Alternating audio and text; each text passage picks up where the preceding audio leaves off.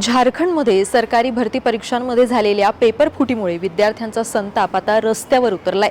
रांचीमध्ये हजारो विद्यार्थी गेल्या अनेक दिवसांपासून आंदोलन करत आहेत। मागणी एकच, जेपीएससी आणि जेएसएससी भरती परीक्षांची सीबीआय चौकशी करा, दोषींवर कठोर कारवाई करा। याचबरोबर मुख्यमंत्री हेमंत सोरेन यांच्या राजीनाम्याची मागणी सुद्धा आंदोलनकर्त्यांनी केली आहे। कारण मुख्यमंत्री सोरेन यांच्याचकडे शिक्षण खात्याची जबाबदारी सुद्धा आहे।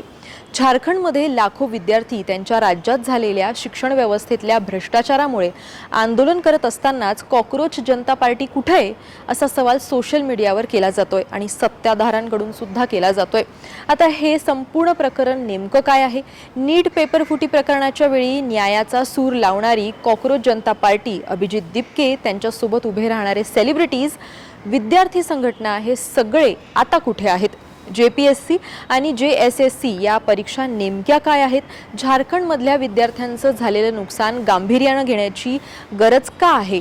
हेमंत सोरेन यांचा राजीनामा का मागितला जातोय? हे सगळं आपण या व्हिडिओमधून समजून घेऊयात। नमस्कार, मी शिवानी आणि आपण पाहताय नवराष्ट्र। तर 25 जुलैपासून झारखंड लोकसेवा आयोग अर्थात जेपीएससी आणि झारखंड कर्मचारी निवड आयोग अर्थात जेएसएससी यांच्या भरती परीक्षांमध्ये पेपर फुटी आणि गैरव्यवहार झाल्याचा आरोप करत हजारो विद्यार्थी रांचीमध्ये आंदोलन करत आहेत। आता या दोन्ही परीक्षा नेमक्या काय आहेत, कशासाठी घेतल्या जातात हे आधी थोडक्यात समजून घेऊया। जेपीएससी म्हणजेच झारखंड पब्लिक सर्व्हिस कमिशन आणि जेएसएससी म्हणजेच झारखंड स्टाफ सिलेक्शन कमिशन या झारखंड सरकारच्या विविध पदांसाठी भरती करणाऱ्या दोन प्रमुख संस्था आहेत। जेपीएससी मार्फत राज्यामध्ये उपजिल्हाधिकारी, डीएसपी, बीडीओ, राज्य कर अधिकारी यांसारख्या राजपत्रित अधिकाऱ्यांची निवड केली जाते, तर जेएसएससी मार्फत लिपिक, सहाय्यक निरीक्षक, कॉन्स्टेबल आणि इतर गट ब, गट क पदांसाठी भरती केली जाते। या दोन्ही परीक्षा झारखंडमधल्या लाखो तरुणांसाठी सरकारी नोकरीचं एक महत्त्वाचं प्रवेशद्वार मानलं जातं। त्यामुळेच या परीक्षांमध्ये कथित पेपर फुटी आणि गैरव्यवहाराच्या आरोपांमुळे झारखंडमध्ये विद्यार्थी हे आंदोलन करतायत।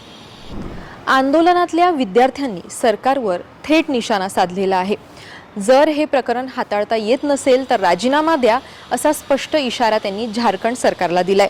4-5 वर्ष अभ्यास करून परीक्षा देणाऱ्या विद्यार्थ्यांचं भविष्य शिक्षण क्षेत्रातल्या गैरप्रकारांमुळे धोक्यात आल्याची भावना आंदोलकांनी व्यक्त केली आहे। विद्यार्थ्यांनी स्पष्ट सांगितलेलं आहे की यापूर्वी जेएसएससी प्रकरणामध्ये सीआयडी चौकशी करण्यात आली होती, मात्र त्यातून न्याय मिळाला नव्हता। त्यामुळे यावेळी सीबीआय चौकशी व्हावी अशी त्यांची ठाम मागणी आहे।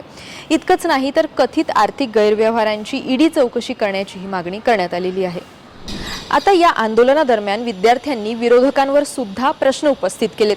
नीट पेपर फुटीच्या वेळी विद्यार्थ्यांच्या समर्थनार्थ आंदोलन करणारे कॉकरोच जनता पार्टीचे नेते आता झारखंडमध्ये का दिसत नाहीत असा सवाल आंदोलकांनी उपस्थित केलेला आहे। त्याचबरोबर काँग्रेस नेते राहुल गांधींवरही निशाणा साधत इतर मुद्द्यांवर आवाज उठवणारे नेते स्वतःच्या सरकारवर का बोलत नाहीत असा प्रश्न विचारण्यात आलेला आहे। पण आंदोलनकर्त्यांनी हे सुद्धा स्पष्ट केलंय की हे कोणत्याही पक्षाविरोधातलं आंदोलन नाही, तर आम्ही विद्यार्थी आहोत, आम्हाला फक्त पारदर्शक आणि निष्पक्ष भरती प्रक्रिया हवी आहे, एवढीच आमची मागणी असल्याचं त्यांनी स्पष्ट केलेलं आहे।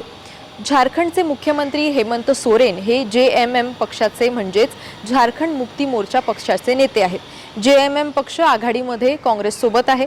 ज्या काँग्रेसनं नीट पेपर फुटीच्या विरोधात पंतप्रधानांच्या घरासमोर आंदोलन केलं, त्याच काँग्रेसच्या सोबत असलेल्या पक्षाच्या मुख्यमंत्री तथा शिक्षण मंत्र्यांच्या राज्यात एवढी मोठी पेपर फुटी झालेली असताना काँग्रेस मात्र गप्प असल्यानं सत्ताधाऱ्यांनी टीकेची झोड उठवलेली आहे। झारखंडमध्ये आंदोलनस्थळी विद्यार्थ्यांनी एक वजन काटा आणि कथित रेट कार्ड सुद्धा प्रदर्शित केलेला आहे।